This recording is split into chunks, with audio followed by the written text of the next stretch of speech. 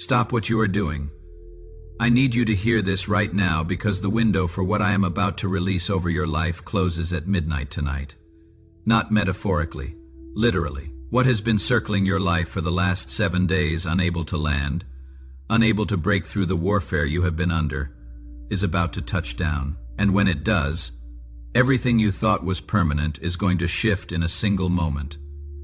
I am about to tell you something that is going to sound impossible. The reason your life has felt frozen is not because you did something wrong. It is because you did something so right that the enemy had to pause everything around you just to calculate his next move. That moment this week when you chose silence instead of defending yourself. When you walked away from the argument you could have won. When you stopped trying to force the door open and sat down in the waiting room. That was not weakness. That was the exact move that broke the back of the assignment against you. You did not arrive here by chance.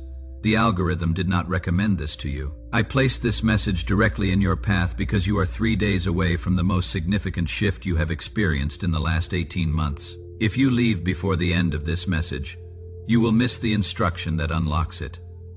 I am going to show you the precise spiritual transaction that happened this week when you thought nothing was happening. I am going to reveal what has been building in the invisible while you were questioning whether I had forgotten your name. And before you close this, we are going to speak a decree together that seals the door on every counterfeit timeline the enemy has been trying to pull you into. Stay right here. Your future is too close to let distractions steal what we are about to do in the next few minutes. I know exactly what this week has done to you. The exhaustion is not just physical. It is the kind of tired that sleep does not fix. You wake up already depleted. You go through the motions, but there is no fuel behind the movement. Maybe it was Tuesday night when you sat in your car in the driveway for 20 minutes before going inside, because you could not face another conversation. Or maybe it was Thursday morning when you opened your eyes and the first thought that came was not gratitude but dread. A quiet voice that whispered, "Is this all there is?" Or maybe you have been fine on the surface, smiling in the meetings, responding to the messages, showing up where you are supposed to show up. But inside there is a room where no one else is allowed, and in that room you have been having a different conversation. One where you are asking questions you cannot say out loud. Questions like, did I miss it?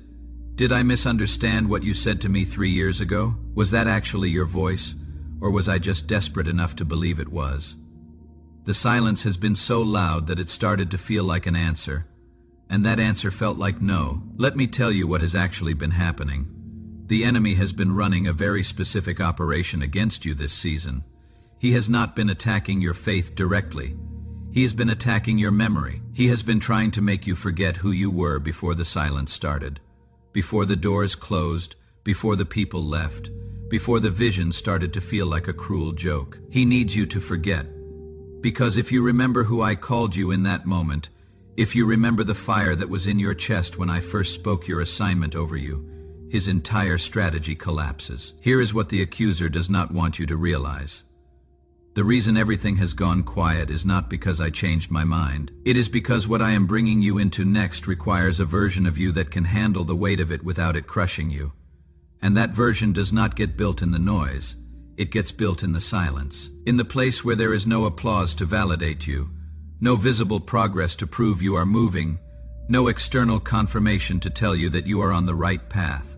Just you and me, and the question of whether you trust me enough to stay when every logical reason says to leave. You passed a test this week that you did not even know you were taking. Let me tell you what happened in the realm of the spirit. There was a moment, maybe it was Wednesday, maybe it was earlier, when you were at the absolute edge of your capacity. Everything in you wanted to react, to send the message, to make the call, to force the conversation, to do something, anything. Just to feel like you still had some control, but you did not. You sat in the discomfort. You let the silence stand. You chose restraint when retaliation was available. And in that moment, I signed a document in the heavenly courts that the enemy cannot appeal. It is called a transfer of authority. What he has been holding in his hands for the last 6 months, the influence, the opportunities, the relationships, the resources, it just got reassigned, not to someone else, to you. But it does not manifest until you step into the place I have been preparing for you. And that place opens tomorrow morning at 6:17 a.m. I am not speaking in metaphors. Set your alarm. Before we go further, if this is already hitting something deep, there is a resource I had created for people in this exact season. It is called the Identity Reset Guide, and it is going to walk you through everything we are unpacking today in a way you can return to when the doubt tries to creep back in. The link is in the description. You are going to want it for what is coming. Now let me show you what has really been happening while you thought you were standing still. Most people think that waiting is passive, that it is the thing you do when you have no other options, the thing you endure until something better shows up. But that is not what waiting is in my kingdom. Waiting is warfare. It is the active, intentional, moment-by-moment decision to trust me in the gap between the promise and the proof. And every single day that you choose to stay planted when everything around you is screaming that you should uproot and run, you are doing violence to the kingdom of darkness in ways you cannot see from where you are standing.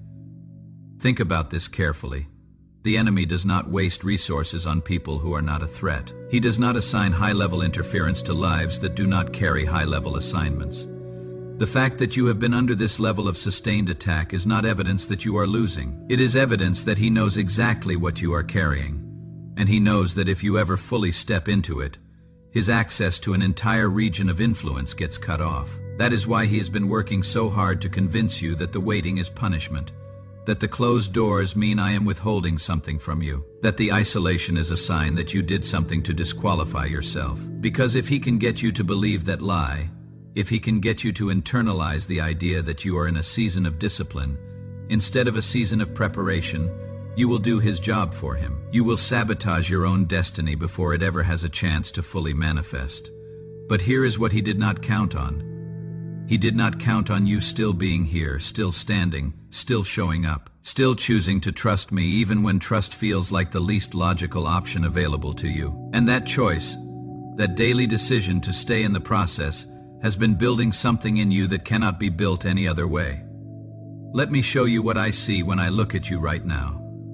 I do not see someone who is stuck. I see someone who is being rooted. I do not see someone who is forgotten.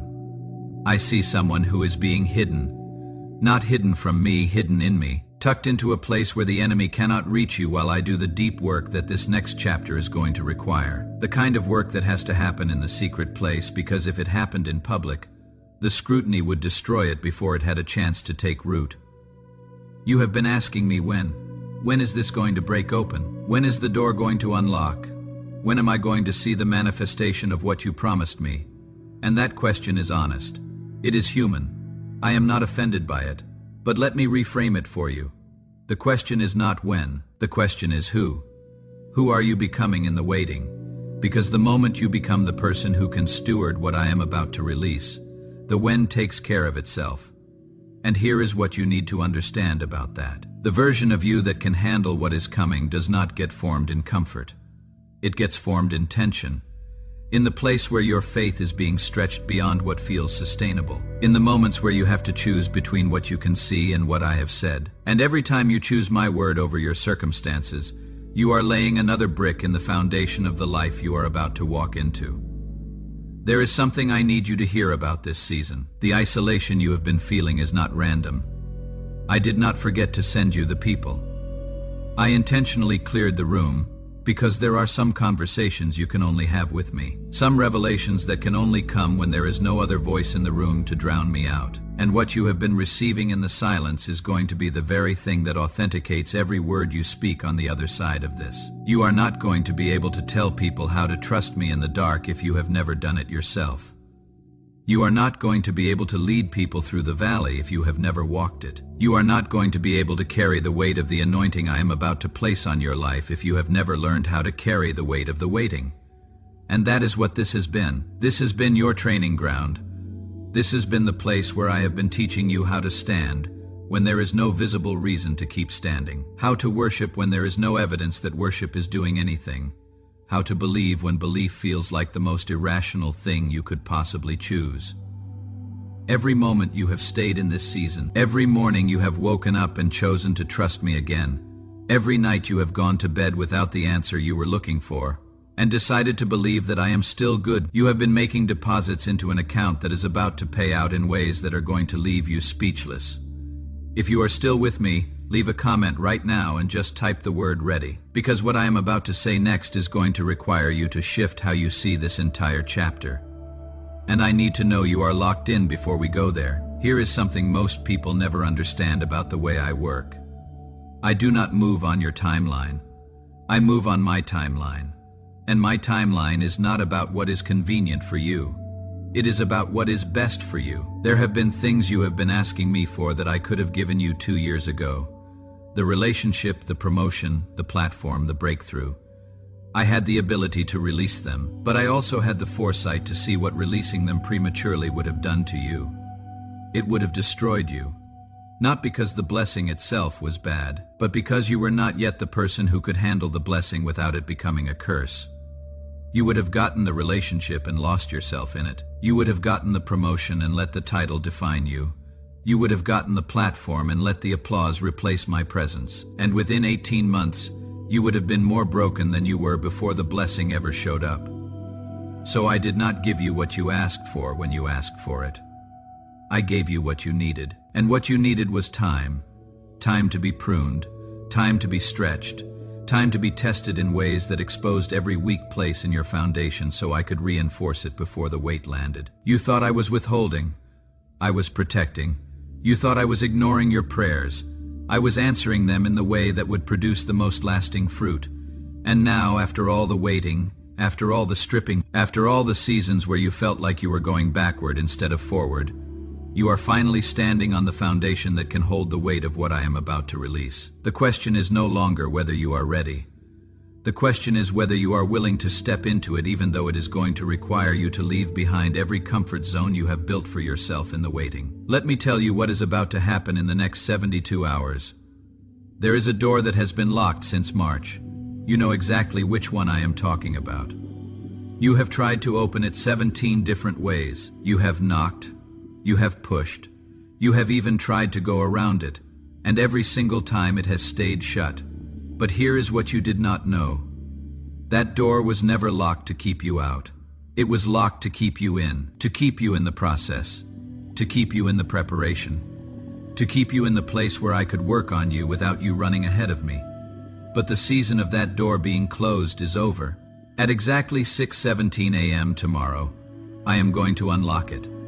Not because the circumstances have changed, not because the people involved have had a change of heart, but because you have become someone who can walk through it without it destroying you. And when you walk through it, you are not going to recognize your life on the other side. The relationships that have felt strained are going to shift in a single conversation. The opportunity that has felt just out of reach is going to land in your lap in the most unexpected way. The provision that you have been hustling and straining to make happen is going to show up from a direction you were not even looking. But here is the part that I need you to hear clearly. The breakthrough is not coming because you figured out the formula. It is not coming because you finally got it right. It is coming because you stayed faithful in the place where there was no reward for faithfulness. You kept showing up when showing up felt pointless. You kept believing when belief felt foolish. You kept trusting when trust felt like the riskiest thing you could do. And that, chosen one, is the currency that moves heaven. Let me tell you something about the people who are watching your life right now. The ones who have been silently observing to see if you are going to make it. Some of them have been rooting for you. Some of them have been waiting for you to fail. But all of them are about to witness something that is going to leave them with no category for what they are seeing. Because what I am about to do in your life is not going to make sense to people who measure success by human metrics. They are going to see doors open that they know you did not have the connections to access. They are going to see resources come to you that they know you did not have the strategy to attract. They are going to see a level of favor on your life that they cannot explain away by pointing to your resume or your network or your credentials. And the only explanation they are going to be able to come up with is that your God is real and that He keeps His promises. That is what this season has been building toward. Not just your personal breakthrough, but a public demonstration of my faithfulness that becomes a weapon of hope in the hands of everyone who has been watching you barely survive and wondering if holding on is worth it. You are about to become living proof that I do not waste the waiting. that the silent seasons are not empty seasons, that the place where it feels like nothing is happening is actually where everything is being set up. Now let me address the thing that is still sitting in the back of your mind.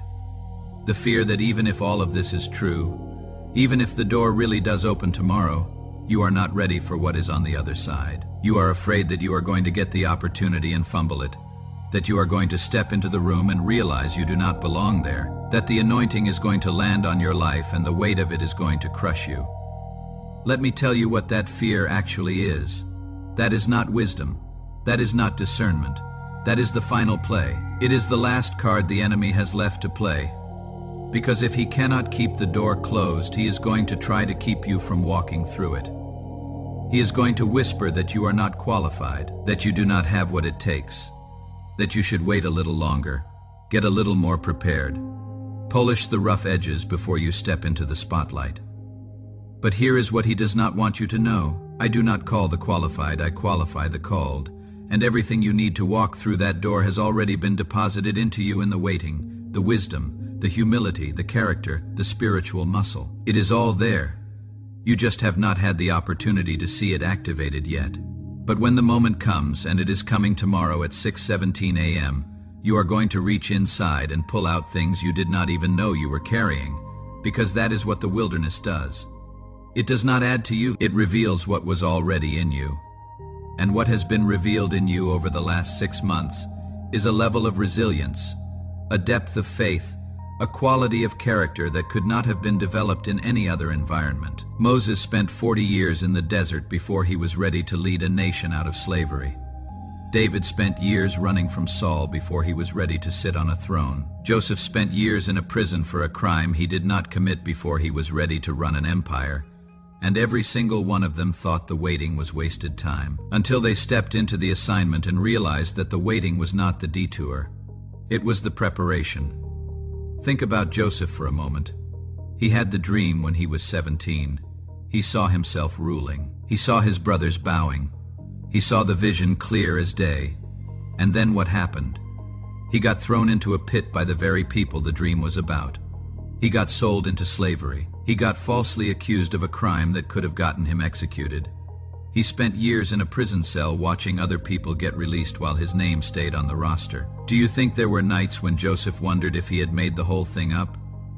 If the dream was just the fantasy of a naive kid who did not understand how the world actually works? Do you think there were moments when he questioned whether I had actually spoken to him, or if he had just convinced himself that his ambition was my voice?